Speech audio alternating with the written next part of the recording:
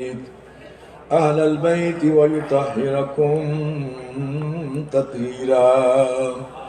صدق الله مولانا العلي العظيم وبلغنا رسوله النبي الكريم. إن الله وملائكته يصلون على النبي يا أيها الذين آمنوا صلوا عليه وسلموا تسليما. الصلاة والسلام عليك يا سيدي يا رسول الله وعلى آلك وأصحابك يا سیدی یا حبیب اللہ. حضرات مشائخ الزام، علماء کرام، سامعین ذی وقار اور بالخصوص حضرت پیر سید محمد عرفان شاہ صاحب مشہدی، میں آج کی اس عظیم الشان باوقار اور رونق کانفرنس کے انعقاد پر صاحبزادہ پیر سید محی الدین محبوب صاحب کو دل کی اتھاہ گہرائیوں سے مبارکباد پیش کرتا ہوں کہ جنہوں نے عظمت خاتون جنت اور شان سیدنا صدیق اکبر کے حوالے سے آج کی یہ کانفرنس منعقد کی اور خوبصورت خطابات اس کانفرنس میں آپ نے سنے. میں سمجھتا ہوں کہ آپ بھی تھکے ہوئے ہیں، میں زیادہ آپ کا وقت نہیں لوں گا. یہ میرا پرانا گھر ہے، کوئی نئی بات نہیں ہے میرے لیے. یہ تو ابھی پیدا بھی نہیں ہوئے تھے جب سے میں آ رہا ہوں یہاں. اور مجھے بہت سے لوگوں نے ٹیلی فون کیا کہ جی آپ وہاں جا رہے ہیں، آپ کو وہاں نہیں جانا چاہیے. بہت سے لوگوں نے میسیجز کیے، میرے پاس موجود ہیں. میں نے کہا جی کیوں؟ جی وہاں یہ ہے، میں بات نہیں کرتا کیونکہ وہ رافضیت یا تو ہمیں چھوڑا ہونا تو پھر میں کسی اور کی بات سنوں.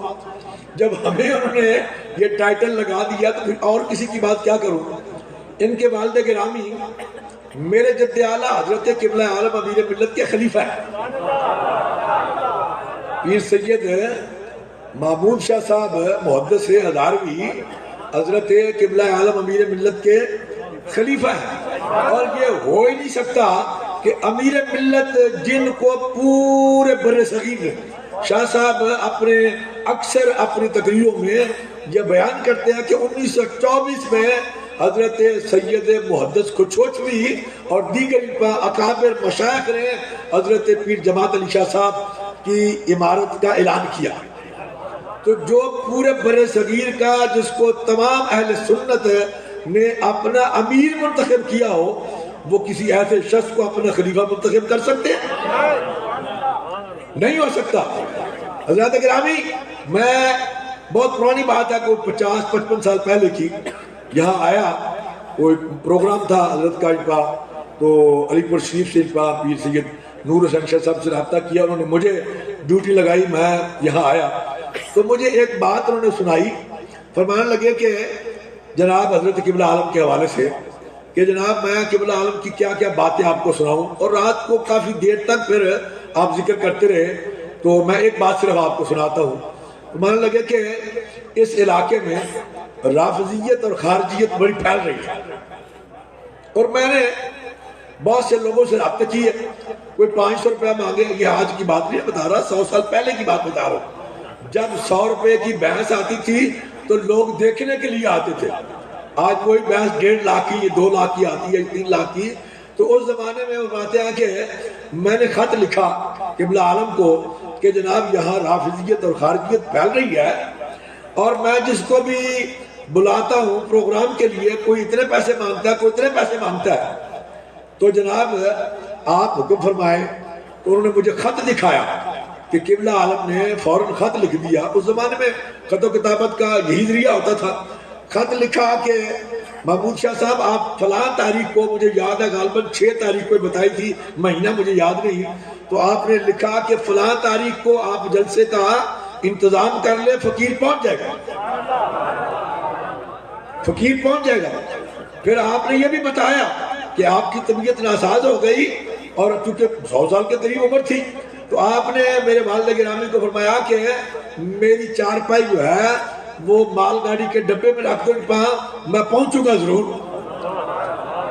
اور پھر محدث ہزاروی نے مجھے وہ جگہ دکھائی، بہت بڑا پلاٹ یہ اسٹیشن کے قریب ایمان لگے کہ یہاں اجلاس میں نے رکھ دیا، جلسہ رکھ دیا تا حد نگاہ، تا حد، کیونکہ یہ وہ علاقہ ہے سرحد کا علاقہ جہاں آج خارجیت جو ہے عروج پر ہے، لیکن وہ دور وہ تھا کہ جب حضرت قائد اعظم محمد علی جناح کے حوالے سے ولی خان اور ان کے خاندان نے کہا کہ ہم پیر جماعت علی شاہ صاحب کو اور قائد اعظم کو اٹک کا پل نہیں پار کرنے دیں گے، تو اس وقت پیر مانکی کی عظمت کو سلام کرنا پڑے گا، جنہوں نے 12 لاکھ مریدوں کی چین بنا دی، سڑک کے دونوں طرف اپنے مریدوں کو رائفلوں کے ساتھ کھڑا کر دیا۔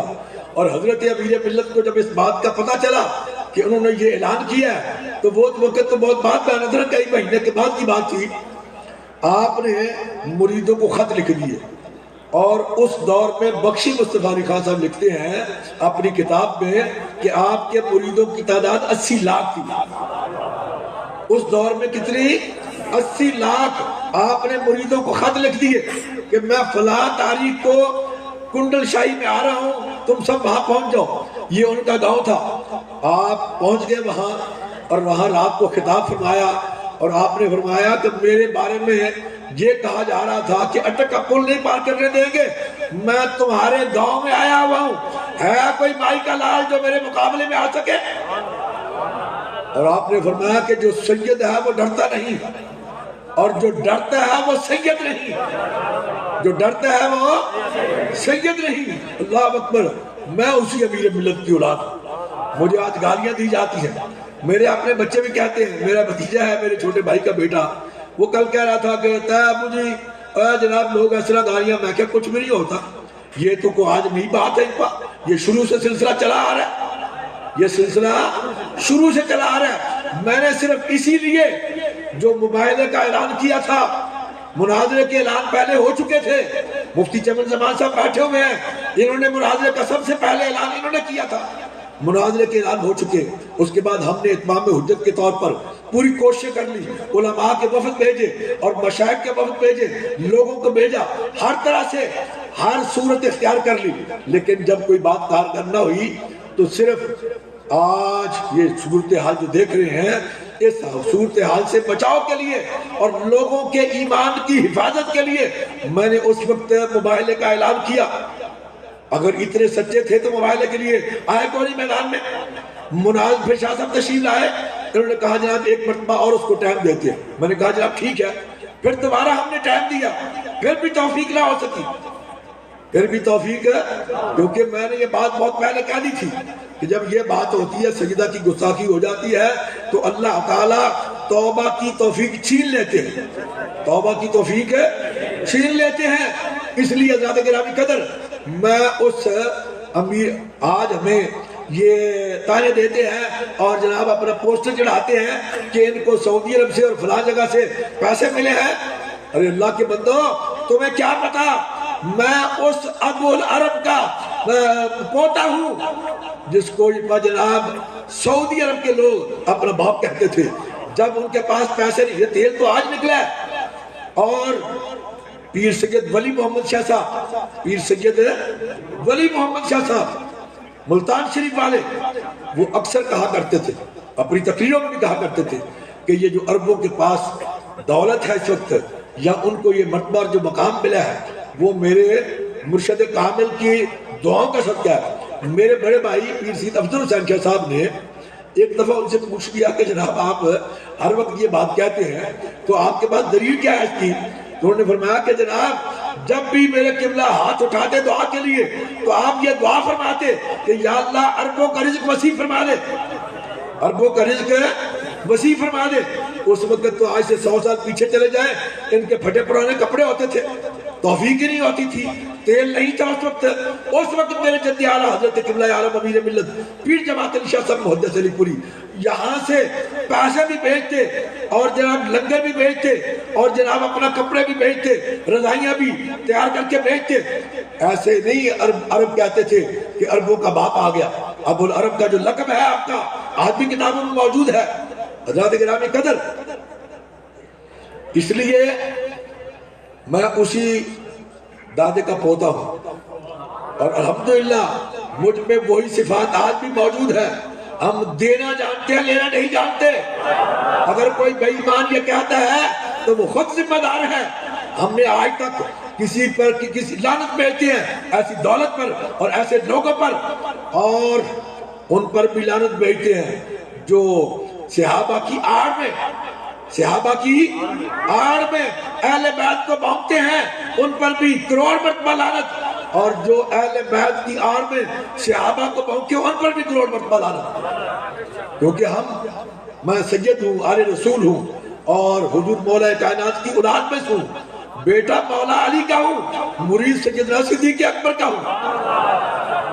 اور قرآن کے فرمان کے مطابق وَكُلًّا وَعَدَ اللَّهُ الْحُسْنَىٰ، حضرت سیدنا صدیق اکبر سے لے کے حضرت سیدنا امیر معاویہ تک تمام صحابہ ہمارے سروں کا تاج. ہم سب کی عزت جو ہے وہ فرض سمجھتے ہیں. ہمارے ایک ہاتھ میں اگر اہل بیت کا دامن ہے تو دوسرے ہاتھ میں صحابہ کا دامن ہے. الحمدللہ نہ ہمیں کوئی خرید سکتا ہے نہ ہمیں کوئی جھکا سکتا ہے، کیونکہ ہم نے یہ دولتیں دیکھی ہوئی ہیں. ان بے ایمانوں کو کیا پتا یہ دولتیں آج بھی اخبارات کا ریکارڈ اٹھا کے دیکھیں، انگریزوں نے بھی لکھا. اور اس وقت جو سفیر پاکستان تھا 1984 میں 16 نومبر کے اخبار نوائے وقت کا ریکارڈ اٹھا کے دیکھیں، اس میں انہوں نے لکھا کہ یہ فرد واحد ہے پیر جماعت علی شاہ صاحب کی اولاد میں سے. یہاں جتنے بھی لوگ آتے ہیں، مشائخ آتے ہیں، پیر آتے ہیں، وہ یہاں آ کے یہاں سے پیسے لے کے پاکستان لے کے جاتے ہیں. یہ واحد وہ فرد ہے جو پاکستان سے 3 لاکھ پاؤنڈ جس نے لا کے یہاں صرف کی ہے. ریکارڈ پر موجود تھے، امبیسی کے ریکارڈ میں آج بھی وہ ریکارڈ موجود ہے. الحمدللہ برطانیہ میں جو ہمارا مرکز ہے، ہمارا جو سینٹر ہے، اس کے لیے پیسے میں یہاں سے لے کے گیا تھا. یہاں سے پیسے لے جا کے وہاں وہ سینٹر خریدا.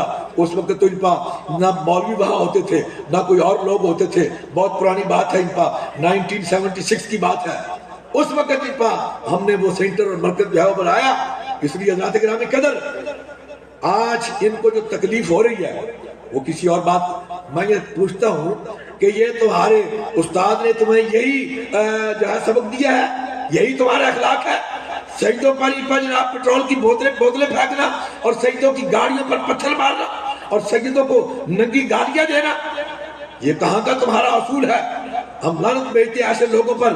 آج سید اکٹھے ہو گئے ہیں، ان کی آنکھوں میں جو ہے بال آ گیا ہے، ان کو تکلیف ہو رہی ہے اور کوئی تکلیف نہیں ہے. اور یاد رکھیں، جیسے مجھ سے پہلے پیر سید ریاض حسین شاہ صاحب یہ بات فرما کے گئے ہیں کہ چونکہ حضرت سیدنا امام مہدی کا دور جو ہے وہ قریب آ رہا ہے اور نئی صف بندی جو ہو رہی ہے، وہ نئی صف بندی سادات کے حوالے سے بات کر کے گئے ہیں. میں اسی حوالے سے یہ بات کرتا ہوں کہ عوام میں بھی نئی صف بندی جو ہے وہ ہو رہی ہے. حسینی جو ہے وہ ایک طرف اکٹھے ہو رہے ہیں، یزیدی جو ہے وہ ایک طرف اکٹھے ہو رہے ہیں.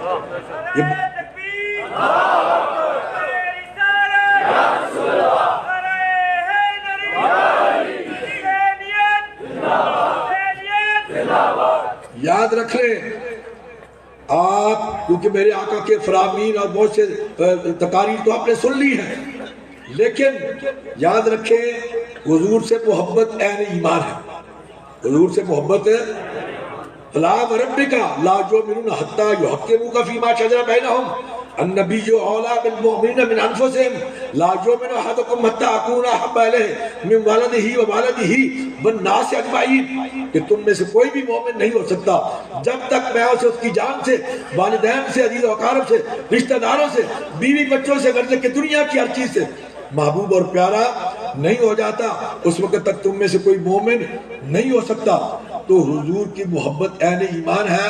اسی طرح حضور نے صحابہ کی بھی محبت کا ہمیں بتا دیا اور اہل بیت کی محبت کا بھی ہمیں بتا دیا. جب تک اہل بیت کی محبت نہ ہو تب بھی تمہارا ایمان کامل نہیں ہو سکتا۔